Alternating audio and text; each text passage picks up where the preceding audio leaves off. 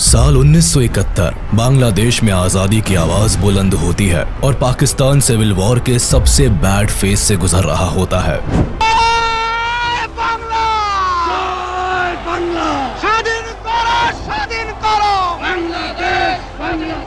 Pakistani army और Bangladeshi revolutionaries के बीच एक तरफ बड़ा घमासान जारी रहता है, वहीं दूसरी तरफ बांग्लादेश खुद को एक अलग देश घोषित कर चुका होता है। इसी बीच 3 दिसंबर 1971 को भारत के खिलाफ पाकिस्तान ऑपरेशन चंगेज खान लॉन्च कर देता है। पाकिस्तान एयरफोर्स इंडिया के कई एयरफील्ड्स पर बमबारी करना शुरू कर देती है और अब भारत भी इस जंग में शामिल हो जाता है और इसी के साथ शुरुआत होती है इंडिया पाकिस्तान वॉर ऑफ 1971 की। लेकिन भारत और पाकिस्तान के बीच ये वॉर होती ही क्यों है? पाकिस्तान के सिविल वॉर से भारत का क्या लेना देना होता है? और 1947 में पाकिस्तान का दामन थामने वाला ईस्ट पाकिस्तान आखिर क्यों आजादी की मांग पर उतर आता है? भारत का इस पूरे वॉर में क्या कंट्रीब्यूशन रहता है? कॉलोनियल टाइम से पहले इंडियन सबकॉन्टिनेंट में एक नहीं बल्कि कई किंगडम्स राज करते थे। ये सभी किंगडम्स अपने आप को एक अलग भाषा, ट्रेडिशन, कल्चर से आइडेंटिफाई करते थे और कुछ यही कहानी आज के वेस्ट बंगाल और बांग्लादेश की भी थी, जो उस टाइम में बंगाल के नाम से जाना जाता था। 13th सेंचुरी से ही इस एरिया पर ज्यादातर मुस्लिम रूलर्स का रूल चलता था, लेकिन धर्म से ज्यादा यहाँ के लोग खुद को बंगाली भाषा, कल्चर और ट्रेडिशन से इंटीग्रेटेड महसूस करते थे। अलग अलग धर्म से होने के बाद भी यहाँ कम्युनिटीज में यूनिटी एग्जिस्ट करती थी। 1757 में बंगाल में ब्रिटिश राज आने के बाद कम्युनिटीज के बीच धर्म की खाई गहरी होती जाती है, लेकिन एक चीज जो हमेशा कॉमन रहती है वो है बंगाली एथनिसिटी। 1947 में ब्रिटिश रूल के खत्म होते ही भारत को आजादी मिलती है, लेकिन ये आजादी भारत को 2 देशों में बांट देती है, भारत और पाकिस्तान। मुस्लिम मेजॉरिटी लोग पाकिस्तान को चुन लेते हैं, जबकि भारत खुद को लोकतांत्रिक देश घोषित करता है। धर्म के नाम पर हुए इस विभाजन से दोनों देशों की बाउंड्रीज तो तय हो जाती है, लेकिन एक ही कल्चर, ट्रेडिशन और लैंग्वेज को फॉलो करने वाले रीजन्स 2 अलग मुल्क का हिस्सा बन जाते हैं। जैसे आधा पंजाब पाकिस्तान को मिलता है और आधा भारत का हिस्सा बनता है। पार्टीशन की लकीरों से बंगाल भी अछूता नहीं रहता है। स्टार्टिंग फेज में पूरा बंगाल रीजन पार्टीशन को स्ट्रांगली अपोज करता है, लेकिन जब विभाजन की मांग तेज होती है तो बंगाल का वेस्टर्न रीजन भारत में शामिल हो जाता है।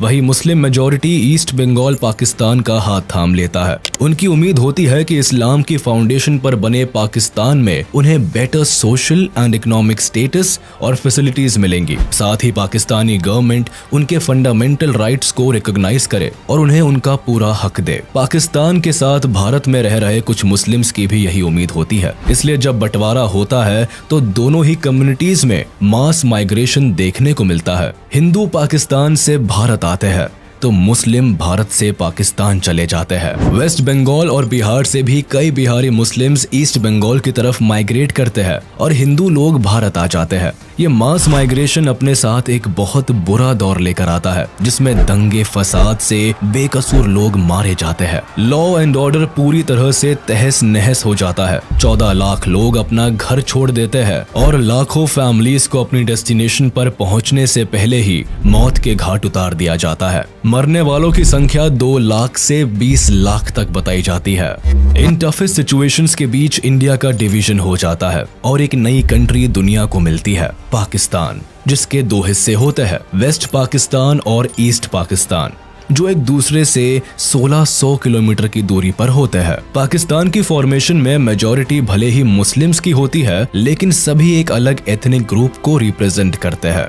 Majority of ethnic group Bengali Muslim की होती है, जो ईस्ट पाकिस्तान में रहते हैं, जबकि वेस्ट पाकिस्तान में पंजाबी, सिंधी, पख्तूनी और बलोची एथनिक ग्रुप की सुपीरियोरिटी रहती है। ऐसे में एक बड़ी आबादी होने के बाद भी बंगाली मुस्लिम्स को साइडलाइन कर दिया जाता है। पॉलिटिक्स से लेकर ब्यूरोक्रेसी, मिलिट्री और सभी पावरफुल पोजीशंस पर वेस्ट पाकिस्तान के एथनिक ग्रुप को रिप्रेजेंटेशन मिलती है। Specifically government related important decisions and work primarily West Pakistan में कॉन्सेंट्रेटेड रहते हैं। पाकिस्तान की पॉलिटिक्स में भी भी वेस्ट पाकिस्तान का इन्फ्लुएंस रहता है। 1947 में पाकिस्तान की शुरुआत भारत की तरह एक पार्लियामेंट्री डेमोक्रेसी से होती है, जिसमें प्राइम मिनिस्टर की कमान लियाकत अली खान संभालते हैं, जबकि मोहम्मद अली जिन्ना को पहला गवर्नर जनरल बनाया जाता है। अपने पहले ही टर्म में लियाकत सरकार को ईस्ट पाकिस्तान और वेस्ट पाकिस्तान को इफेक्टिवली गवर्न करने में कई परेशानियों का सामना करना पड़ता है, जो आने वाली सरकार को भी महसूस होती है। मैक्सिमम पावर सेंट्रल गवर्नमेंट में एक ही पोजीशन पर कॉन्सेंट्रेटेड होती है, जिसकी वजह से पाकिस्तान में पॉलिटिकल इंस्टेबिलिटी भी आने वाले सालों में देखने को मिलती है और ईस्ट पाकिस्तान को रिप्रेजेंटेशन का सही मौका नहीं मिल पाता है। 21 मार्च 1948 को मोहम्मद अली जिन्ना एक नया रूल लेकर आते हैं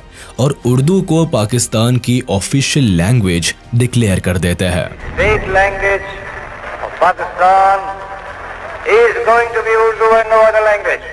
जिन्ना का ये डिक्लेरेशन ईस्ट पाकिस्तान को हिला कर रख देता है। वेस्ट पाकिस्तान के उर्दू इम्पोजिशन को ईस्ट पाकिस्तान में भारी क्रिटिसिज्म झेलना पड़ता है। बंगाली मुस्लिम्स के लिए उर्दू एक एलीट भाषा होती है, जिसे केवल हाई ऑफिशियल्स ही बोलते थे, जबकि ईस्ट पाकिस्तान में दशकों से बच्चा बच्चा बंगाली भाषा बोल रहा होता है। भाषा की जबरदस्ती से ईस्ट पाकिस्तान में बंगाली लैंग्वेज मूवमेंट की शुरुआत होती है। अपनी भाषा को बचाने के लिए लोग सड़कों पर उतर आते हैं। स्टूडेंट और पॉलिटिकल एक्टिविस्ट उर्दू इम्पोजिशन को अपनी भाषा पर एक गहरी चोट की तरह लेते हैं। ईस्ट बंगाल की प्राइमरी लैंग्वेज बंगाली होती है। 1952 आते आते ईस्ट बंगाल में प्रोटेस्ट इतने तेज हो जाते हैं कि सरकार को सेक्शन 144 इम्पोज करना पड़ता है, यानी 3 से ज्यादा लोगों का एक साथ खड़ा होना फॉरबिड कर दिया जाता है। इस कानून के खिलाफ 21 फरवरी को ढाका यूनिवर्सिटी के स्टूडेंट्स एक साथ इकट्ठे होते हैं, लेकिन सेक्शन 144 के तहत पुलिस उन्हें हिरासत में ले लेती है। इससे स्टूडेंट्स की भीड़ और भी ज्यादा भड़क जाती है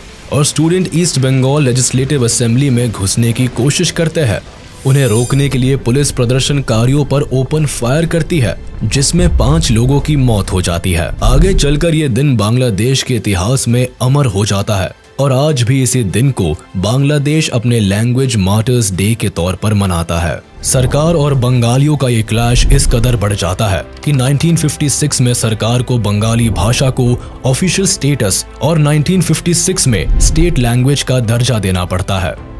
ईस्ट पाकिस्तान में रह रहे लोगों की मांग तो पूरी हो जाती है, लेकिन सरकार के साथ इनकी नाराजगी खत्म नहीं होती, बल्कि ये घटना आग में घी का काम करती है।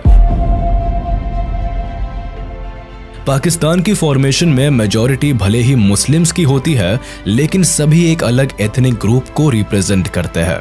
पाकिस्तान में कई सरकारें बनती बिगड़ती है, कई बार मिलिट्री रूल भी देखने को मिलता है, लेकिन सरकार बनाने का मौका ईस्ट पाकिस्तान के लोगों के हाथ में कभी नहीं आता। उन्हें पॉलिटिकल रिप्रेजेंटेशन से तो दूर रखा ही जाता है, साथ ही ईस्ट पाकिस्तान के डेवलपमेंट पर भी ध्यान नहीं दिया जाता। 70% से भी ज्यादा नेशनल बजट वेस्ट पाकिस्तान के डेवलपमेंट पर लगाया जाता है, जबकि पाकिस्तान की आधी पॉपुलेशन ईस्ट पाकिस्तान में सेंटर्ड होती है। यही से पाकिस्तान को अपना 62% रेवेन्यू भी मिलता है। फिर भी इस हिस्से की ग्रोथ रेट 2.6% होती है, जबकि वेस्ट पाकिस्तान 4.4% की ग्रोथ से बढ़ता है।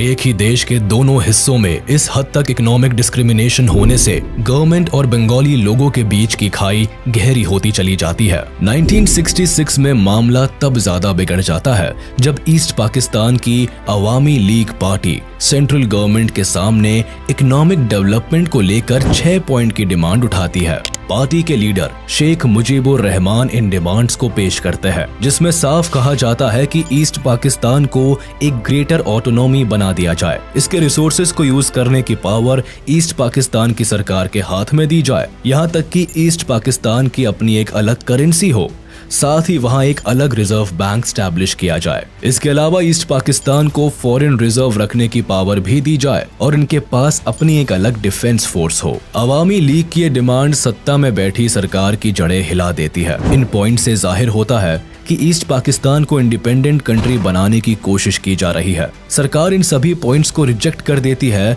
और इन डिमांड्स को देश के खिलाफ बताती है। अवामी लीग भी इस फैसले से चुप नहीं बैठती और कंटिन्यूअस इस पर काम काम करती है। इसीलिए 1968 में सरकार अवामी लीग के लीडर शेख मुजीबुर रहमान और कई ऑफिशियल्स को देश के खिलाफ कॉन्स्पिरेसी रचने के इल्जाम में अरेस्ट कर लेती है। उस वक्त पाकिस्तान में जनरल अयूब खान की सरकार होती है और वो इल्जाम लगाते हैं कि अवामी लीग अगरतला में भारत सरकार के साथ मिलकर एक आजाद देश बनाने की साजिश कर रही है। लेकिन उनके ये सभी चार्जेस ईस्ट पाकिस्तान में काम नहीं करते, क्योंकि तब तक शेख मुजीबुर अवाम के बीच एक पॉपुलर लीडर बन चुके होते हैं। यह बंगाली अवाम के लिए उनकी आवाज बन चुके होते हैं। लोग अपने सुनहरे भविष्य की उम्मीद अवामी लीग से लगाकर रखते हैं। इसीलिए जब शेख मुजीबुर के अरेस्ट की खबर ईस्ट पाकिस्तान की जनता को मिलती है तो लोग सड़कों पर उतर आते हैं, जगह जगह प्रोटेस्ट होने लगते हैं। लोगों में इस कदर गुस्सा भरा होता है कि सरकार को मजबूरन घुटने टेकने पड़ते हैं। 22 फेब 1969 को शेख मुजीबुर को रिहा कर दिया जाता है, लेकिन ईस्ट पाकिस्तान में प्रोटेस्ट इस कदर बढ़ जाते हैं कि जनरल अयूब खान को रिजाइन करना पड़ता है। इसके बाद प्रेसिडेंट का पद संभालते हैं जनरल याह्या खान, जो 1970 में पाकिस्तान में पहली बार जनरल इलेक्शन कराते हैं। Elections will take place. I have left this decision to the Chief Election Commissioner. Pakistani government इस गुमान में होती है कि majority of seats West Pakistan की पॉलिटिकल पार्टीज के हाथ आएगी, लेकिन जब रिजल्ट आता है तो पाकिस्तानी सरकार की नींव हिल जाती है। अवामी लीग को जनरल इलेक्शंस में भारी मतों से जीत मिलती है। 313 में से 167 सीट्स अवामी लीग को मिलती है, लेकिन वो ये सभी सीट्स ईस्ट पाकिस्तान में हासिल करते हैं, जबकि वेस्ट पाकिस्तान में एक भी सीट पर अवामी लीग की जीत नहीं होती। कुछ यही हाल वेस्ट पाकिस्तान की पाकिस्तान पीपल पार्टी का भी होता है, जिसे वेस्ट पाकिस्तान में 86 सीट्स मिलती है और ईस्ट पाकिस्तान में 0। अवामी लीग को पाकिस्तान में सरकार बनाने का अधिकार तो मिल जाता है, लेकिन ये वेस्ट पाकिस्तान की पॉलिटिकल पार्टीज को जरा भी रास नहीं आता। इसीलिए याह्या खान और PPP leader Zulfikar Ali Bhutto military officials के साथ मिलकर नेशनल असेंबली को कैंसिल करने का प्लान बनाते हैं। 1 मार्च 1971 को प्लान के according Yahya Khan national assembly को कैंसिल कर देते हैं। ईस्ट पाकिस्तान की आवाम इस नाइंसाफी के खिलाफ आवाज उठाने से पीछे नहीं रहती। डेमोक्रेसी का ऐसा मजाक बनता देख लोग प्रोटेस्ट कर देते हैं। पहली बार ईस्ट पाकिस्तान में आजादी के नारे लगते हैं। सभी लोग साथ मिलकर एक नए देश की मांग करते हैं और बांग्लादेश नाम दुनिया के सामने आता है। अवामी लीग पार्टी भी अपनी आवाज बुलंद करती है और शेख मुजीबुर जनता के सपोर्ट में उतर आते हैं। ईस्ट पाकिस्तान में अवाम पाकिस्तानी गवर्नमेंट के किसी भी ऑर्डर को मानना बंद कर देती है। प्रोटेस्टर्स यहाँ ऑर्गेनाइज्ड होकर एक इंडिपेंडेंट आर्मी को बनाते हैं, जिसे मुक्ति बाहिनी नाम दिया जाता है। इस आर्मी का मकसद बांग्लादेश की आजादी होता है। इस सिचुएशन में पाकिस्तान गवर्नमेंट को जब ईस्ट पाकिस्तान अपने हाथ से निकलता हुआ नजर आता है तो पाकिस्तानी आर्मी के जरिए यहाँ रिवॉल्ट्स को दबाने की कोशिश होती है। मार्च 1971 को एयर फ्लाइट के जरिए वेस्ट पाकिस्तान से कई पाकिस्तानी सोल्जर्स को ढाका लाया जाता है, जो मुक्ति बाहिनी के खिलाफ ऑपरेशन चलाते हैं। मुक्ति बाहिनी से निपटने के लिए वेस्ट पाकिस्तान एक east Pakistani central peace committee बनाती है, जिसे शांति बाहिनी नाम दिया जाता है। लेकिन पीस स्टैब्लिश करने के बजाय ये कमेटी ईस्ट पाकिस्तान में लोगों पर अत्याचार करना शुरू कर देती है। लॉ एंड ऑर्डर की धज्जियां उड़ जाती है। बंगालीज वेस्ट पाकिस्तान से अपने सारे नाते तोड़ लेते हैं। पाकिस्तानी गवर्नमेंट को जब ईस्ट पाकिस्तान की आवाज दबाने का कोई रास्ता नजर नहीं आता तो सरकार एक ऐसी साजिश रचती है कि वॉर क्राइम्स की सारी हदें पार हो जाती है। ईस्ट पाकिस्तानी लीडर्स का कहना था कि वेस्ट पाकिस्तान उनके 6 पॉइंट मूवमेंट को मान ले, जिसके बाद वो सब हार्मनी के साथ रह सकते हैं। लेकिन पाकिस्तानी आर्मी को ये बात मंजूर नहीं होती। 25 मार्च 1971 को पाकिस्तानी आर्मी ईस्ट पाकिस्तान में एक खतरनाक जेनोसाइड प्लान करती है, जिसे ऑपरेशन सर्च लाइट नाम दिया जाता है। इसका मकसद बांग्लादेश की आजादी की मांग करने वाले सभी रेवोल्यूशनरीज को टारगेट करना होता है। साथ ही उन लोगों को भी मौत के घाट उतारना होता है जो अलग देश की मांग कर रहे होते हैं। कहने को तो ये पाकिस्तानी आर्मी का एक अभियान होता है, लेकिन सही मायनों में ये एक वॉर क्राइम का एक्ट साबित होता है, जिसका मकसद ईस्ट पाकिस्तान में जेनोसाइड और पब्लिक मैसेकर को अंजाम देना होता है। 25 मार्च बांग्लादेश के लोगों के लिए सबसे काली रात साबित होती है। Troops from West Pakistan, Punjabis, savagely terrorized the Bengali population of East Pakistan. Perhaps 1 million people died. हजारों पाकिस्तानी सोल्जर्स ढाका में घुसते हैं। कर्फ्यू इम्पोज किया जाता है।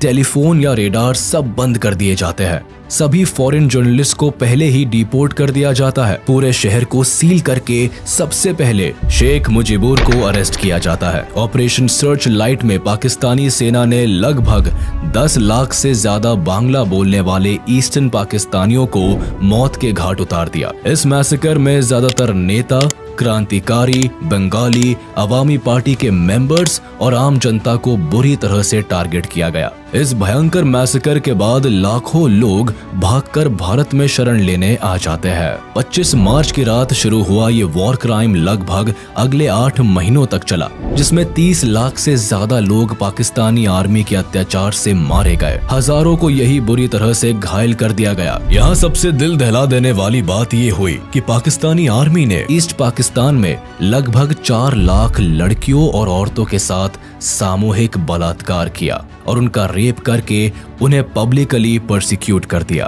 पाकिस्तानी आर्मी के इस तरह के शर्मनाक काम को जब यूएस प्रेसिडेंट तक पहुंचाया गया, तब भी यूएस ने इस जेनोसाइड को रोकने का कोई काम नहीं किया। उल्टा अपने एलाइज पाकिस्तान को वॉर में सपोर्ट करते रहे। और इससे पहले ही शेख मुजीबुर ईस्ट पाकिस्तान को इंडिपेंडेंट कंट्री घोषित कर देते हैं और इसे बांग्लादेश नाम देते हैं। 27 मार्च को मेजर जियाउर रहमान खुद ये डिक्लेरेशन पब्लिक को पढ़कर सुनाते हैं। Bangladesh on behalf of our great national leader, the Supreme Commander of Bangladesh, Sheikh Mujibur Rahman, do hereby proclaim the independence of Bangladesh. Bangladesh को आजाद देश घोषित कर दिया जाता है, लेकिन यह आजादी इतनी भी आसान नहीं होती। मेजर शहरों को अपने कंट्रोल में लेने के लिए एक ही रात में 7,000 इनोसेंट बंगाली लोगों को मौत के घाट उतार दिया जाता है। इस मैसेकर में एक ही हफ्ते के अंदर 3 लाख से भी ज्यादा बंगाली लोगों का कत्लेआम कर दिया जाता है। लाखों औरतों का रेप किया जाता है।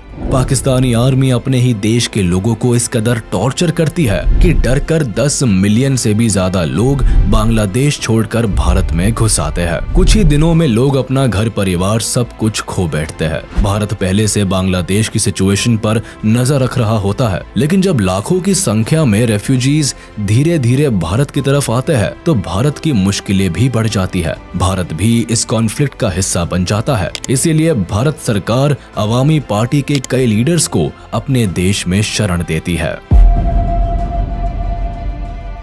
10 अप्रैल 1971 को अवामी लीडर्स कोलकाता में ही people republic of Bangladesh government को बनाते हैं। शेख मुजीबुर रहमान को बांग्लादेश का प्रेसिडेंट चुन लिया जाता है, जबकि तजुद्दीन अहमद को प्राइम मिनिस्टर बनाया जाता है। लेकिन भारत की असल समस्या 10 मिलियन रेफ्यूजीज को लेकर होती है। आखिर इतने बड़ी संख्या को सर्व करना भारत के लिए मुश्किल होता है। रेफ्यूजीज के आने जाने से भारत पर एक बड़ा इकोनॉमी बर्डन पड़ता है। साथ ही बांग्लादेश में चल रहा जेनोसाइड भी भारत सरकार के लिए कंसर्न बनता जा रहा था। इसीलिए इंदिरा गांधी फैसला लेती है कि बांग्लादेश की आजादी की इस लड़ाई में भारत भी शामिल होगा। 28 अप्रैल 1971 प्रधानमंत्री Indira Gandhi chief of army staff general Sam Manekshaw से बांग्लादेश की सिचुएशन डिस्कस करती है और उन्हें कहती है कि वो जंग की तैयारी करे। लेकिन मानेकशॉ वॉर चैलेंजेस को बताते हुए इतनी जल्दी वॉर पर जाने को अवॉइड करते हैं। वो बताते हैं कि मॉनसून के मंथ में बांग्लादेश में बाढ़ की स्थिति पैदा हो जाती है और ऐसी सिचुएशन में लड़कर जीत हासिल करना मुश्किल हो सकता है। इसीलिए वॉर का राइट टाइम नवंबर दिसंबर की विंटर्स रखा जाता है। प्रधानमंत्री जनरल्स को पूरी आजादी देती है कि वो जब चाहे तब ऑपरेशन स्टार्ट कर सकते हैं। हम हर तरह से मुक्ति वाहिनी की सहायता करेंगे, बांग्लादेश के लोगों की मदद करेंगे। इंडियन आर्मी अपने काम की शुरुआत मुक्ति बाहिनी को ट्रेनिंग देने से शुरू करती है। सैम मानेकशॉ की लीडरशिप में इंडियन आर्मी मुक्ति बाहिनी को गोरिल्ला वॉरफेयर के लिए ट्रेन करती है। उन्हें हर एक टैक्टिक और स्ट्रेटेजी सिखाई जाती है जिससे वो पाकिस्तानी आर्मी पर भारी पड़ सके। साथ ही भारत की तरफ से वेपन्स की सप्लाई भी मुक्ति बाहिनी को दी जाती है। भारत अब तक इनडायरेक्टली ही इस युद्ध का हिस्सा होता है। रियलिटी में पाकिस्तान और भारत के बीच अब तक कोई क्लैश नहीं होता। 3 दिसंबर 1971 को सिचुएशन तब बदल जाती है जब पाकिस्तान ऑपरेशन चंगेज खान को लॉन्च कर देता है और ये उसकी सबसे बड़ी भूल साबित होती है। वो भारत के 11 एयरफील्ड्स को निशाना बनाता है। अमृतसर, आगरा, पठानकोट, जोधपुर, श्रीनगर, अंबाला जैसे 11 एयरफील्ड्स को टारगेट किया जाता है। रेडार स्टेशन को डिस्ट्रॉय करने की कोशिश की जाती है। पाकिस्तान की तरफ से जंग का बिगुल बज चुका होता है और उसी शाम इंदिरा गांधी भी रेडियो मैसेज देकर जनता को इसकी जानकारी देती है। कुछ ही घंटे पहले करीब 5:30 बजे शाम के 3 दिसंबर पाकिस्तान ने हमारे ऊपर एक हमला किया। पाकिस्तानी हवाई जहाजों ने हमारे अमृतसर, पठानकोट, श्रीनगर, अवंतीपुर, उत्तरलाई, जोधपुर, अंबाला और आगरे के हवाई अड्डों पर बमबाजी की। पश्चिमी पाकिस्तान की लड़ाई थी, वो लड़ाई भारत पर भी आ गई है। इस चुनौती का सामना जोरों से करना है। मुझे जरा भी संदेह नहीं है कि विजयी भारत की जनता की, भारत की बहादुर सेना की होगी। पाकिस्तान का मकसद भले ही भारत के एयरफील्ड को तबाह कर इंडियन एयरफोर्स को वॉर से बाहर रखने का होता है, लेकिन लकीली इनके निशाने सटीक नहीं बैठते और इंडियन एयरफोर्स तुरंत ही सतर्क हो जाती है और इन्हीं रनवेज से AIF अपने टारगेट संभाल लेती है और पाकिस्तानी आर्मी को मुंह तोड़ जवाब देने को तैयार हो जाती है। पाकिस्तान इंडियन एयरबेस को नुकसान पहुंचाने से भले ही चूक जाती है, लेकिन इंडियन एयरफोर्स जब एयर स्ट्राइक पर उतरती है तो पाकिस्तान के कई रनवे को तबाह करके ही दम लेती है। मुरिद, मियानवाली, सरगोधा, चांडलर, रिसलवाला वेस्ट पाकिस्तान के कुछ जरूरी एयर बेसेस होते हैं जिन्हें इंडियन एयरफोर्स बुरी तरह डैमेज कर देती है। वेस्ट पाकिस्तान के रनवेज की हालत इतनी खराब हो जाती है कि कई दिनों तक वह वॉर के लिए कुछ एयर बेसेस को यूज नहीं कर पाते। कुछ यही हाल इंडियन आर्मी ईस्ट पाकिस्तान के एयर बेसेस का भी करती है, जहां 2 दिन के अंदर ही चिट्टागोंग, जेसोर और कुर्मितोला एयर बेसेस को तबाह कर देती है। 4 दिसंबर को इंडियन नेवी भी पाकिस्तानी नेवल आर्मी को मुंह तोड़ जवाब देने से बाज नहीं आती। इंडियन नेवी को जानकारी होती है कि कराची पोर्ट पाकिस्तान नेवी का सबसे बड़ा हेडक्वार्टर होता है। ये पोर्ट पाकिस्तान के मैरीटाइम ट्रेड के लिए भी सबसे इम्पोर्टेंट है। इसे नुकसान हुआ तो पाकिस्तान की इकोनॉमी क्रैश कर सकती है।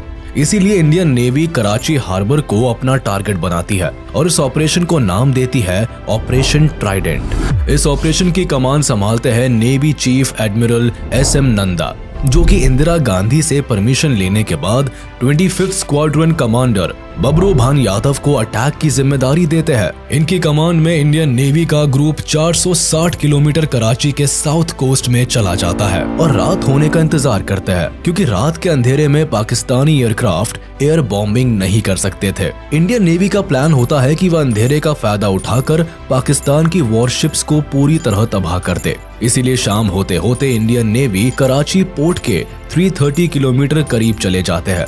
इनके पास INS Vir, INS Nirghat and INS Nipat जैसी मिसाइल बोट्स और 2 anti submarine corvettes INS Kiltan और INS कच्चल होती है। सभी वॉरशिप्स भारी मिसाइल से लैस होती है। रात को जब पाकिस्तानी नेवी को अंदाजा भी नहीं होता कि वह बड़े हमले का शिकार होने वाले हैं, तभी इंडियन वॉरशिप्स कराची से 130 किलोमीटर की दूरी से ही पाकिस्तानी वॉरशिप का पता लगा लेती है। सबसे पहले मिसाइल अटैक INS नीरघाट करती है और पाकिस्तान के बैटल्स क्लास डिस्ट्रॉयर PNS खाइबार के टुकड़े टुकड़े कर डालती है। उसके बाद INS वीर और INS निपत भी अपना कमाल दिखाते हैं और PNS चैलेंजर और PNS मुहाफिज को मिसाइल से बर्बाद कर पानी में डुबो देते हैं। इस ऑपरेशन में INS निपात पाकिस्तान के केमारी ऑयल स्टोरेज टैंक्स को भी निशाना बनाता है और पाकिस्तान का ऑयल स्टोरेज आग की लपटों में जल के बर्बाद हो जाता है। करीब 7 दिन तक पाकिस्तान इस आग को बुझाने में नाकामयाब रहता है और दुनिया भर के अखबारों में इंडियन नेवी की इस आग को बिगेस्ट बॉनफायर करार दिया जाता है। इसके जवाब में पाकिस्तानी नेवी इंडिया के ओखा पोर्ट को बॉम्ब करने से पीछे नहीं रहता ताकि उन्हें अपनी बर्बादी का बदला मिल सके। वो हमले से भारत के फ्यूलिंग फैसिलिटीज, एम्यूनिशन डंप और मिसाइल बोट्स जेटी को नुकसान पहुंचाना चाहता है। लेकिन पाकिस्तान के प्लान को समझते हुए इंडियन नेवी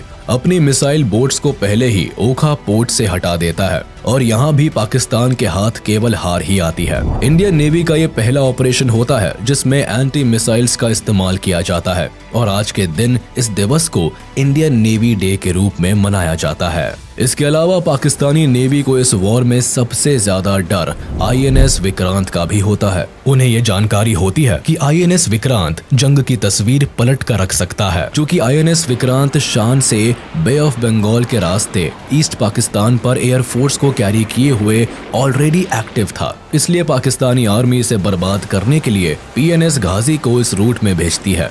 लेकिन मामला उल्टा पड़ जाता है। नेवल सबमरीन PNS गाजी कराची से बे ऑफ बंगाल की तरफ आती है, लेकिन इसके पहले वो अपने प्लान को एक्टिवेट कर पाता इंडियन नेवी की डिफेंस फोर्स को इस साजिश की खबर लग जाती है। भारत भी चौकन्ना हो जाता है। यहाँ PNS गाजी को चकमा देने के लिए विशाखापट्टनम पर INS राजपूत को एक्टिव कर दिया जाता है और ऐसा जताया जाता है कि विशाखापट्टनम पोर्ट पर INS विक्रांत खड़ा है। पाकिस्तानी नेवी को गुमराह करने के लिए INS विक्रांत के कॉल साइन का यूज किया जाता है। साथ ही INS राजपूत से भी सिग्नल्स भेजे जाते हैं। अपने मिशन को अंजाम देने के लिए PNS गाजी जैसे ही विशाखापट्टनम पोर्ट पर पहुंचता है, तभी INS राजपूत 2 डेप्थ चार्जर्स से PNS गाजी सबमरीन पर हमला करता है। PNS गाजी इस पूरे मामले को समझता और रिट्रीट करता, तब तक INS राजपूत ने हमले शुरू कर दिए और इस तरह PNS गाजी पाकिस्तान के मंसूबों के साथ ही डूब जाता है। 4 दिसंबर की रात को पाकिस्तान राजस्थान के लोंगेवाला पोस्ट से भारत पर हमला करता है। उन्हें खुफिया जानकारी होती है कि यहाँ इंडियन सोल्जर्स की संख्या कम है। बस इसी का फायदा उठाकर वह भारत में दाखिल होने और रामगढ़ जैसलमेर होते हुए दिल्ली पहुँचने की साजिश रचता है। इस साजिश के तहत पाकिस्तान 2000 जवानों के साथ 59 टैंक्स और एक मोबाइल इन्फेंट्री ब्रिगेड को लेकर लोंगेवाला पोस्ट पर हमला कर देते हैं। यहाँ उनका सामना भारतीय सेना की 23वीं बटालियन पंजाब रेजिमेंट की कंपनी से होता है, जिसकी कमान मेजर कुलदीप सिंह चंदपुरी के पास होती है। 7 दिसंबर 1971 तक लड़ी गई इस लड़ाई में पाकिस्तान के मंसूबे धरे के धरे रह जाते हैं, जब मेजर कुलदीप सिंह चंदपुरी की लीडरशिप में केवल 120 इंडियन सोल्जर्स ही पाकिस्तान के हजारों सोल्जर्स और टैंक्स को धूल चटा देते हैं। लोंगेवाला में भारतीय सैनिक एक ऊंचे रेत के टीले को अपने कब्जे में ले लेते हैं और इस ऊंचाई का फायदा उठाकर अपनी स्ट्रैटेजी बनाते हैं। कुलदीप सिंह चंदपुरी को पता होता है कि सुबह होने तक उन्हें कोई हवाई मदद नहीं मिल सकती, इसीलिए वह सुबह तक पाकिस्तानी आर्मी को उलझा कर रखने की स्ट्रैटेजी बनाते हैं। हालांकि पाकिस्तान से फायरिंग पहले स्टार्ट होती है, लेकिन आगे वह बढ़ते हुए पाकिस्तानी टैंक चारों तरफ लगे कटीले तारों को देखकर रुक जाते हैं। इन वायर्स को वो लैंड माइन्स का सिंबल समझकर एक जरूरी वक्त तारों को हटाने और अपने कंफ्यूजन को क्लियर करने में गुजार देते हैं। फिर जैसे ही पाकिस्तानी टैंक्स आगे बढ़ते हैं, वो रेगिस्तान की रेत में फंस जाते हैं। एक ऊंचे टीले पर होने की वजह से इंडियन आर्मी टैंक्स को डायरेक्ट हिट कर पाती है और पाकिस्तान अपने कई टैंक्स और व्हीकल्स गंवा देता है। जब तक पाकिस्तान भारत की चाल को समझ पाता, तब तक सुबह हो जाती है और सूरज की पहली किरण के साथ ही इंडियन एयरफोर्स का सपोर्ट सोल्जर्स को मिलता है। इंडियन एयरफोर्स के HAL HF-24 Marut fighters and hawker Hunter aircraft इस लड़ाई में पाकिस्तान के हमलों का मुंह तोड़ जवाब देते हैं और लोंगेवाला में जीत का बिगुल बजा देते हैं। इस हार से पाकिस्तान को बहुत बड़ा झटका लगता है। वह अपने कई सैनिक और आर्म्ड व्हीकल खो देता है। लोंगेवाला का ये एयर ग्राउंड ऑपरेशन भारत का बड़ा सक्सेसफुल ऑपरेशन साबित होता है, लेकिन पाकिस्तान के लिए ये एक बहुत बड़ी हार बन जाती है। 1971 के इस वॉर में भारत ने पाकिस्तान से लगभग 3600 स्क्वायर किलोमीटर का हिस्सा छीन लिया। पाकिस्तान से निपटने के लिए भारत की मिलिट्री पावर और स्ट्रेटेजी पाकिस्तान से कहीं ज्यादा बेहतर होती है। भारत के जनरल वेस्ट पाकिस्तान में एक डिफेंसिव वॉर स्ट्रेटेजी का इस्तेमाल करते हैं, यानी वेस्ट हिस्से में अटैक के बजाय मिलिट्री डिफेंस पर वर्क करती है, जबकि ईस्ट पाकिस्तान में Indian military aggressively attack strategy का इस्तेमाल करती है। सोल्जर्स को लड़ने के लिए फील्ड पर भेजा जाता है और इंडियन आर्मी पाकिस्तानी सोल्जर्स पर भारी पड़ती है। इंडियन डिफेंस की नेवी, एयर और मिलिट्री का कोऑर्डिनेटेड अटैक पाकिस्तान के होश उड़ा देता है। ऑपरेशन ट्राइडेंट में मिली अपार सफलता के बाद एक तरफ जहां कराची पोर्ट पर सिक्योरिटी बढ़ा दी जाती है, वहीं पाकिस्तान को समंदर में इंडियन शिप्स की एक बड़ी प्रेजेंस की खबर लग जाती है। उन्हें लगता है कि भारत फिर एक बड़े हमले की तैयारी कर रहा है, इसीलिए पाकिस्तानी वॉरशिप्स मर्चेंट शिपिंग के साथ मिलकर इंडियन नेवी को मात देने का प्लान बनाते हैं। अब इसी प्लान को फेल करने के लिए इंडियन नेवी एक फॉलो अप प्लान बनाती है, जिसका कोड नेम ऑपरेशन पायथन दिया जाता है। 8 दिसंबर को पाकिस्तान की चालों को नाकाम करने के लिए भारत की मिसाइल बोट्स INS विनाश, INS तलवार और INS त्रिशूल को कराची के साउथ में मनोरा पेनिनसुला की तरफ भेजा जाता है। इस दौरान ये मिसाइल बोट्स न केवल पाकिस्तानी पेट्रोल वेसल को टारगेट करते हैं, बल्कि 11 बजे के करीब INS विनाश अपनी 4 मिसाइल से केमारी ऑयल फार्म को टारगेट करता है। इस अटैक से पाकिस्तान का बचा कुचा केमारी ऑयल स्टोरेज भी तबाह हो जाता है। साथ ही Panamanian fuel tanker SS gulf star को भी भारी नुकसान पहुंचता है। INS विनाश पाकिस्तान के नेवी फ्लीट टैंकर PNS डक्का को बुरी तरह ध्वस्त कर देता है।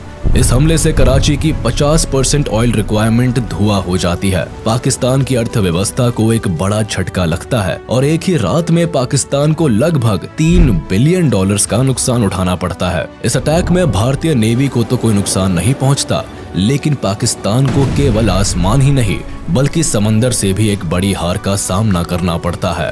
वॉर में अपनी डूबती नैया को किनारे लगाने के लिए पाकिस्तान UN के पास पहुंचता है और अपील करता है कि भारत को इस वॉर से बाहर रहने के लिए कहा जाए। 4 दिसंबर को जहां एक तरफ पाकिस्तान भारत पर अटैक करता है, वहीं साइमल्टेनियसली यूनाइटेड नेशंस की सिक्योरिटी काउंसिल असेंबल होती है। एक लंबे डिस्कशन में अमेरिका सीधे पाकिस्तान के समर्थन में कूद जाता है। US, चाइना और UK मिलकर भारत को सीज फायर करने के लिए कहते हैं और दबाव बनाया जाता है कि भारत अपनी आर्मी को बांग्लादेश से वापस बुला ले।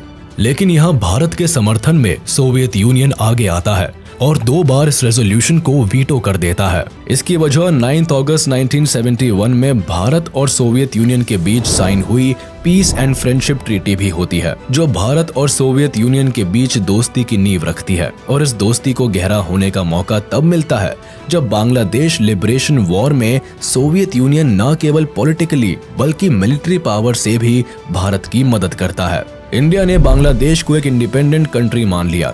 इसी दिन भूटान भी विश्व का पहला देश बना जिसने बांग्लादेश को ऑफिशियली एक इंडिपेंडेंट कंट्री के तौर पर एक्सेप्ट कर लिया। 8 दिसंबर 1971 को जब अमेरिका की इंटेलिजेंस को ये रिपोर्ट मिलती है कि भारत ईस्ट पाकिस्तान में एक ऑफेंसिव अटैक प्लान कर रहा है, तब US पाकिस्तान के समर्थन में अपनी 7th fleet task force bay of Bengal की तरफ भेज देता है। US का ये 7वां बेड़ा दुनिया का सबसे बड़ा एयरक्राफ्ट कैरियर होता है, जिसका वजन 75,000 टन के करीब होता है।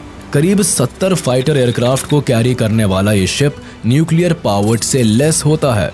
जाहिर था कि भारत की नेवल पावर से ये कहीं ज्यादा ताकतवर होता है और उसके सामने भारत के INS विक्रांत की फाइटर एयरक्राफ्ट की क्षमता केवल 20 एयरक्राफ्ट की होती है। पाकिस्तान को अब ये वॉर अपने हक में दिखाई देने लगती है। उसे लगता है कि अमेरिका के समर्थन से उसकी जीत पक्की है। वहीं भारत पर प्रेशर होता है कि अमेरिका की नेवल शिप से उलझने के बजाय पीछे हट जाए।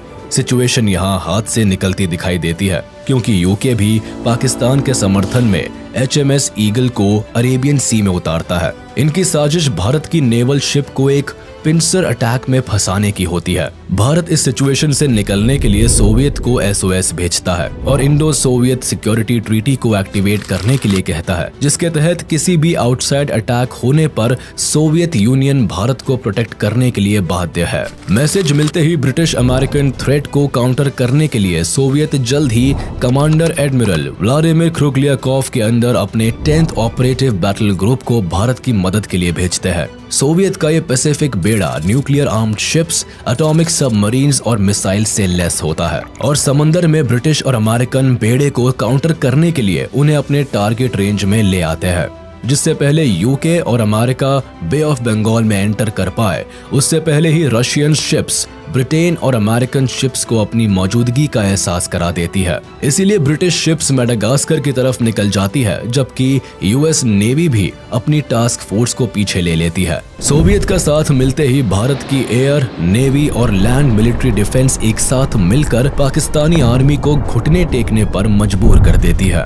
ईस्ट पाकिस्तान में पाकिस्तानी आर्मी की एयर सप्लाईज कट ऑफ कर दी जाती है। नेवल रूट्स को इंडियन नेवी ब्लॉक कर देती है और जमीन पर मुक्ति बाहिनी पाकिस्तान आर्मी की जान की दुश्मन बन जाती है। 12 दिसंबर आते आते इंडिया पाकिस्तान वॉर में पाकिस्तान एक बड़ी हार के सामने खड़ा होता है। इनकी सेना को बुरी तरह खदेड़ दिया जाता है। वेस्ट पाकिस्तान का लगभग 13,000 किलोमीटर वर्ग इलाका अब भारत के कंट्रोल में होता है और पाकिस्तानी सोल्जर्स के पास बचने का कोई रास्ता नहीं होता है। जुल्फिकार अली भुट्टो पाकिस्तान की जीत के लिए एक बार फिर अमेरिका का दरवाजा खटखटाते हैं और वॉर को डिस्कस करने के लिए न्यूयॉर्क जाते हैं। अमेरिका के साथ मिलकर वो सीज फायर का एक प्रपोजल भी तैयार करते हैं, लेकिन तब तक काफी देर हो चुकी होती है। पाकिस्तानी आर्मी इंडियन सोल्जर्स के सामने सरेंडर के लिए तैयार हो जाती है। इससे गुस्से में आकर जुल्फिकार अली भुट्टो यूएन की असेंबली छोड़कर चले जाते हैं और यहाँ पाकिस्तान की लाचारी भी पूरी दुनिया को साफ नजर आती है।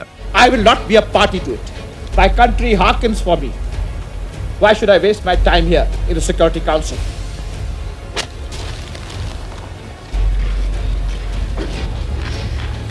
Major general JFR Jacob lieutenant general AAK Niazi के सामने इंस्ट्रूमेंट ऑफ सरेंडर का प्रपोजल रखते हैं, तो लेफ्टिनेंट जनरल AAK नियाजी इसे साइन करने से इनकार कर देते हैं। लेकिन मेजर जनरल जेकब उन्हें ये कहकर 30 मिनट का सोचने का समय देते हैं कि अगर ये इंस्ट्रूमेंट साइन नहीं हुआ तो पाकिस्तानी आर्मी के 1 लाख से भी ज्यादा सोल्जर्स की मौत के जिम्मेदार वो होंगे और मुक्ति बाहिनी को रोकने के लिए भारत आगे नहीं आएगा। 16 दिसंबर 1971 को ढाका में पाकिस्तानी आर्मी के 93,000 सोल्जर्स इंडियन आर्मी के सामने सरेंडर कर देते हैं। सभी अपनी बंदूक इंडियन आर्मी के सामने झुका देते हैं। वर्ल्ड वॉर 2 के बाद ये दुनिया का सबसे बड़ा सरेंडर होता है, जहां लगभग 1 लाख से ज्यादा सोल्जर्स इंडियन आर्मी के सामने सर झुकाए खड़े होते हैं। लेफ्टिनेंट जनरल AAK नियाजी बिना किसी रेजिस्टेंस के इंस्ट्रूमेंट ऑफ सरेंडर को साइन कर देते हैं। उनके चेहरे पर शर्म और लाचारी साफ झलकती दिखाई देती है और वो इस पूरी घटना के दौरान